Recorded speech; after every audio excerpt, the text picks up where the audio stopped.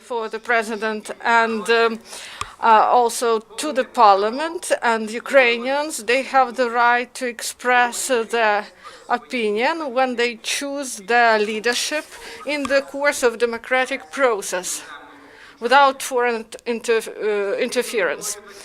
On the 21st of January, UWC informed about the mission to monitor elections 2019 in Ukraine, to monitor and to protect democracy in Ukraine. Our mission, UWC, will provide monitoring of the presidential elections that will be held on the 31st of March. And if there will be a second round, the monitoring will be provided. And also we will provide monitoring during elections to parliament. So our mission will focus on such aspects. The comment on the electoral process, legislation and the rights in Ukraine, and also obligations of Ukraine before the Organization of Cooperation in Europe and the Council of Europe, and in the context of other international standards of international rights, and also to see that Ukraine is ready to provide democratic elections and to counteract foreign interference, including cyber attacks, manipulations, and disruption of electoral process. The third one, also monitoring around the world and in different languages in order to reveal attempts to weaken Ukraine this year, and also to provide a comprehensive approach to democratic processes in Ukraine. And the fourth, the observation on the electoral process on the eve and during the day of elections, and also calculation and transfer to CEC the information about elections in all the countries where this election will be held. And in many countries of the world, mission mobilized 122 observers to carry out media monitoring. Long-term observers will be present in different countries of the world, and they monitor the media in their countries of residence, and they try to reveal any effects of disinformation online. This information is verified concerning the accuracy and is classified according to the sources and the topics.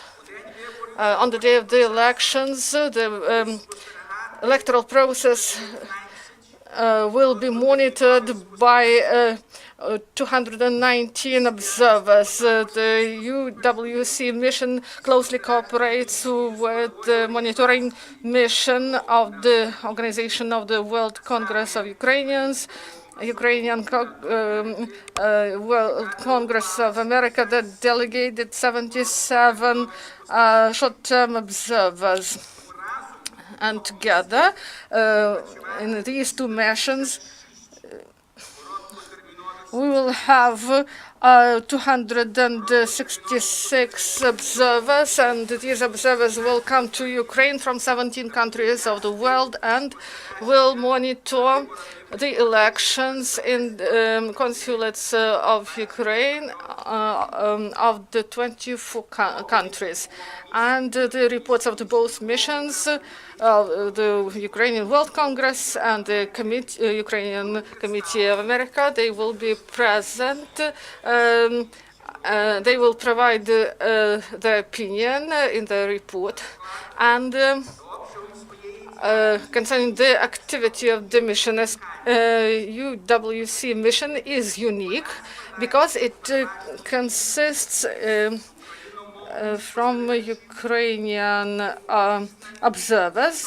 They know the situation in Ukraine, and it includes long-term observers who carry out media monitoring outside Ukraine. And it includes short-term observers who will monitor electoral process not only in Ukraine, but also in Ukrainian diplomatic missions abroad. Many of our observers also come from different countries of the world at their own expense, and this mission also shows that they provide the charity by diaspora, and that diaspora is interested in democratic processes in Ukraine. Internet training on media monitoring for the monitors of UWC was held due to Stop Fake Organization and Kiev Mogila Academy. Short-term observers of UWC will have this training on the 28th till 29 in Kiev, and on the 30th in Lviv and Khmelnytsky. And we will deliver 3 reports. Today there is an interim report that you may look through on the site of the Ukrainian World Congress, and this will be present during the day. And the previous report, the 1st April, the next day after elections, and final report in 8 weeks after elections. And the main team includes me, as a former president of the World Congress of Ukrainians from Canada. I have the honor to head this mission. And deputy head of the mission, Andrei Fatey, from the United States of America. Petro Shtik, Switzerland, the main observer. Marina Yarashevich, director of our mission of the Ukrainian World Congress, 2 international organizations in Brussels, advisor to the head of the mission. Vladimir Kistyanik from Kiev, coordinator of the mission, and Irina Mitsak, representative with the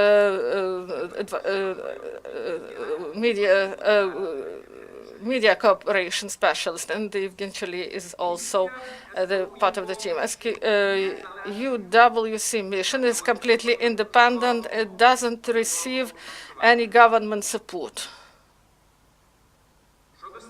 Concerning statistics, you need to remember that CEC accredited 139 internal observer organizations and term for registration from the foreign nations and international organizations ended on the 23rd of March, and CEC accredited 15 international organizations, including 1,841 observers on the 179 observers from 16 countries. And I would like to remind you that the mission, UWC mission, includes 122 long-term observers from 28 countries of the world. 219 observers in the mission, 77 in the place of our organization in the USA, of the Ukrainian Committee of Americas, 296 observers, and our short-term observers are from 70 countries of the world, and they will observe from 24 countries abroad. They will monitor this process, electoral process. WC mission is the third largest mission after OSCE and NEM. And if we take into account our mission together with the Congress Committee mission, our joint mission is second after OSCE mission. Starting from February of this year,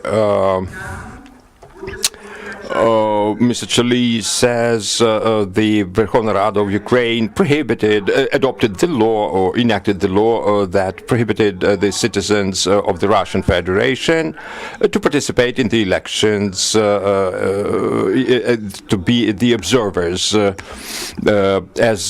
the elections in Ukraine. And it excluded thus a number of potential observers from SKU, or the World Congress of Ukraine. We reviewed a number of laws of Ukraine, specifically the Constitution of Ukraine, then the law of Ukraine, the electoral law of Ukraine, and also the administrative code of Ukraine, the administrative violations code, and the criminal code. As Ukraine also has a number of commitments vis-à-vis the United Nations, OSCE, and other international organizations, and has committed itself to observe the laws, international laws, and the Declaration of Human Rights adopted by the United Nations, the Copenhagen meeting document, and also the implementation of the decisions of the European Court of Justice, and also the Declaration on Fundamental Human Rights of 1950. We have also reviewed a number of recent amendments, legislative amendments, for example, the law of 2015 on the denunciation of the Nazi and communist regimes and the prohibition of their symbols, that prohibited to put forward the candidacies of the people from the parties engaged in propagating communist or Nazi totalitarian regimes, ideologies. Because of the loss of the Crimean Peninsula and its denunciation by the international community, the following acts were adopted by the Ukrainian government. The decision of the Electoral Committee of Ukraine on December of 31st, providing for prohibiting basically the citizens prohibiting the citizens of Ukraine to vote during the elections, and if they are in the territory of the Russian Federation, but allowing the Ukrainian citizens to vote, for example, in Finland or some other countries.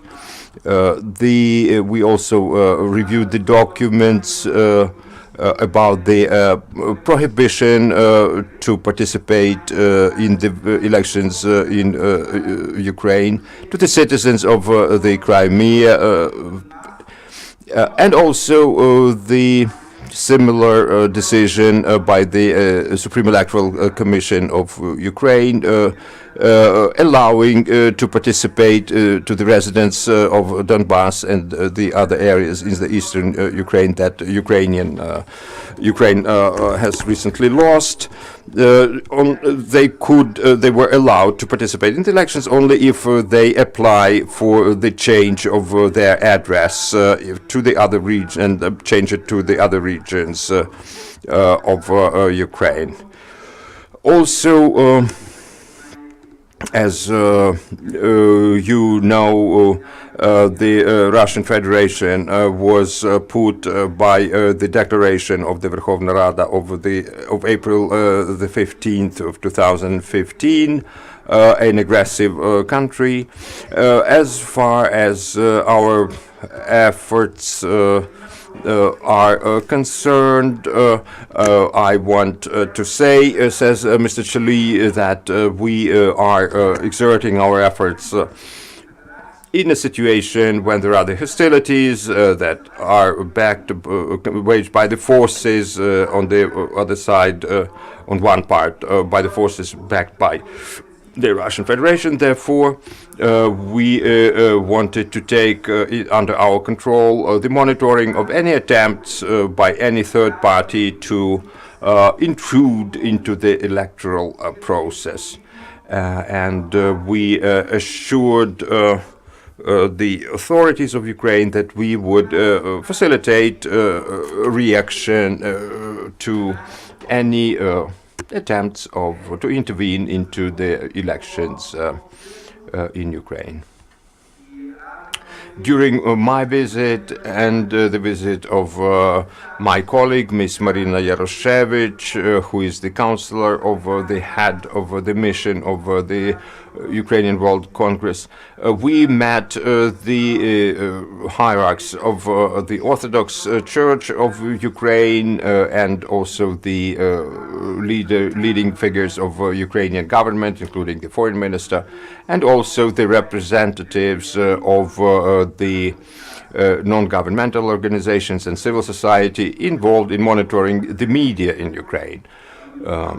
We discussed with them the monitoring of the elections in Ukraine and the participation of the USW in this monitoring.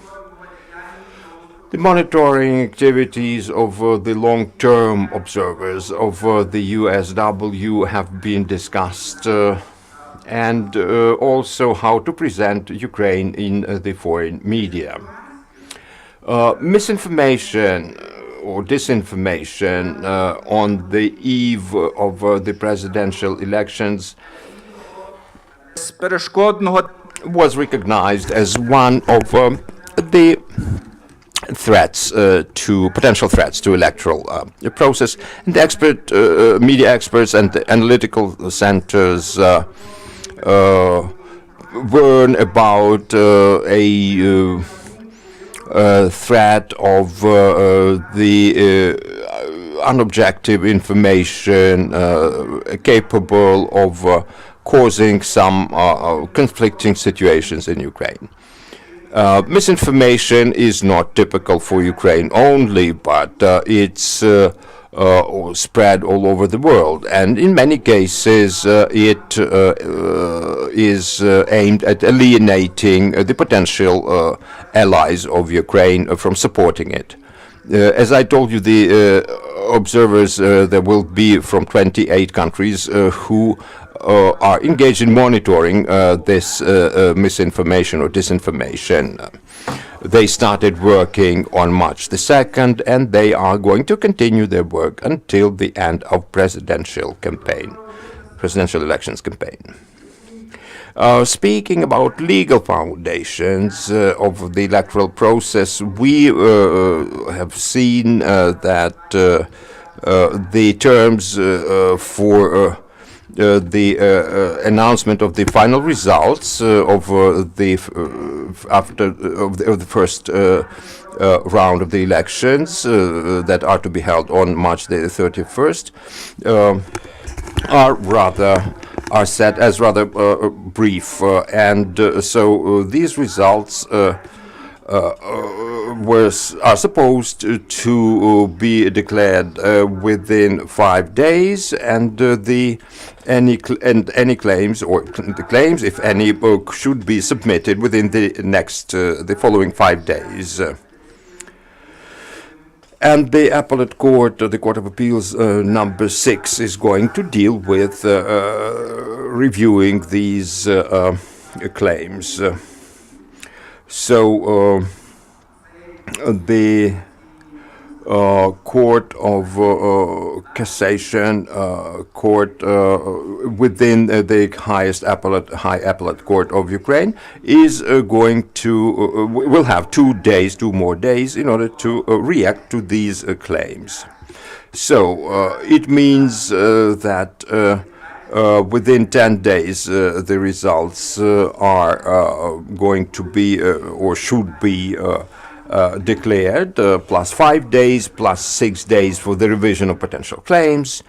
So it's 21 days in total, says Mr. Czolij, and we think that if there is a decision of the Court of Appeals, for example, it can go out exactly on the day of the second tour voting, or second round voting, which is going to be April the 21st. We discussed that with the Supreme Court of Ukraine's officials, and they assured us that everything, all the checks and balances have been set up in order to guarantee the fair and timely announcements of the outcome of the elections. I would like to share with you some examples, says Mr. Czolij, about the examples of disinformation that his organization has allegedly found, and he insists that some of this information or misinformation that he found in his view, are aimed at somehow denigrating the candidates. For example, there was on March the 21st an article published in one of the online magazines, and it made the title was the 3 neo-Nazis participating in the presidential elections. And with reference to the Gallup Institute, the article says in particular that the Ukrainians basically hate all the potential candidates. And Mr. Czolij insists that some of the candidates were called neo-Nazis, the conclusion was made that the Ukrainians dislike or literally hate those candidates. Another article that Mr. Czolij has found was the Russian news service TASS publication. And it basically protests the prohibition by the Ukrainian authorities for the Russian observers, representatives of the Russian Federation, to participate in observing the elections in Ukraine. Mr. Czolij wants to draw the attention of the audience to the fact that the article says qualified the prohibition by the Ukrainian authorities as illegal. But if you take the OSCE report of March the 15th, you could see that the reference is made 2 times qualifying these recent amendments to the legislation of Ukraine, saying that the legislation of or the new law of the Ukrainian parliament prohibited to the citizens of the Russian Federation to take part in observation missions for the elections. The OSCE, insists Mr. Czolij, does not qualify these decisions as illegal.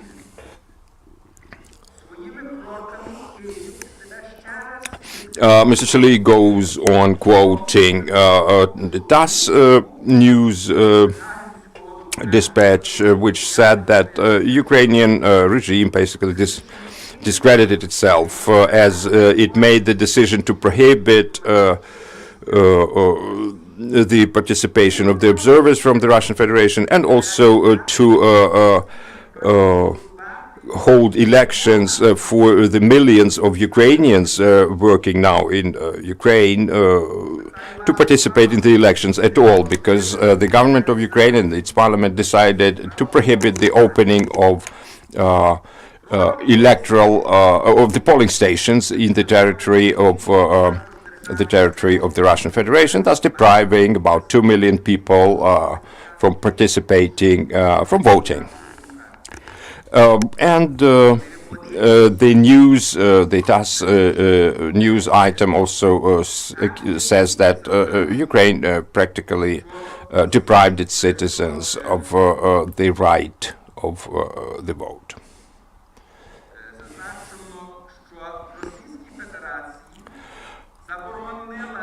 It was pointed out that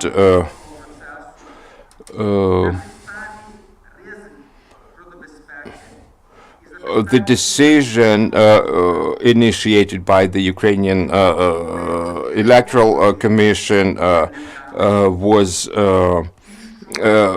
provoked, so to say, or caused by its concerns for concerns with the security of these voting polling stations, and at the same time, as the Ukrainian citizens were allowed to to participate in the elections in the three countries, Finland, Georgia, and Kazakhstan, and not in the Russian Federation, because it was considered an aggressive country vis-à-vis Ukraine. Ukrainian ambassadors also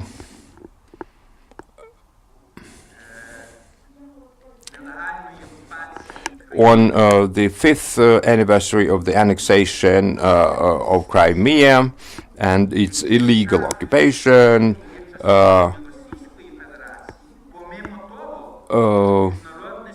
also published the articles proving that Crimean Peninsula is a part of the Russian Federation and had been for a long time, before it was transferred in 1954 from the Russian Federation to the Ukrainian Soviet Socialist Republic. And Mr. Czolij says that for him it was strange that some newspapers charged money for these publications. And Mr. Czolij highlights the fact that, for example, the Canberra Times newspaper was addressed by the representatives of the USW, and they insisted on the newspaper Canberra Times giving Ukrainian ambassador the right to publish his article free of charge. So that is an example, says Mr. Czolij, of how our organization react and try to protect the image of Ukraine, and it's going to be my pleasure to meet you all again here on the next day after the first round of the elections, on April the 1st at 5 p.m. And let me repeat that our report that I sounded you out to is going to be also published on the website of the Ukrainian World Congress. I'm ready to answer your questions, and thank you for your attention.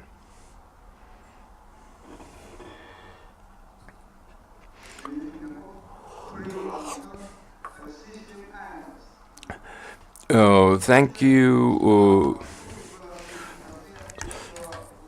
Your report is very important, And I would say that it's been very interesting to hear that the Ukrainian World Congress started working as, so to say, an exterritorial organization. My question is related to what have you given any recommendations to your observers in case of any, difficult situations, like, for example, the Gilets jaunes protests in France? What do you advise them to do? Well, we developed a code of conduct for the observers, and we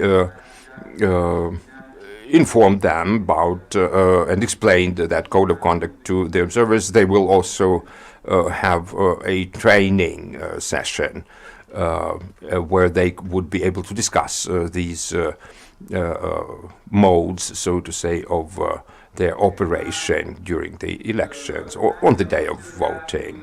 If there are no more questions, says Mr. Czolij, I thank you for your questions, and I wish you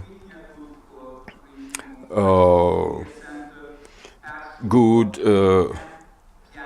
I wish you all to have a good time, and I hope to meet you here at the Ukraine crisis.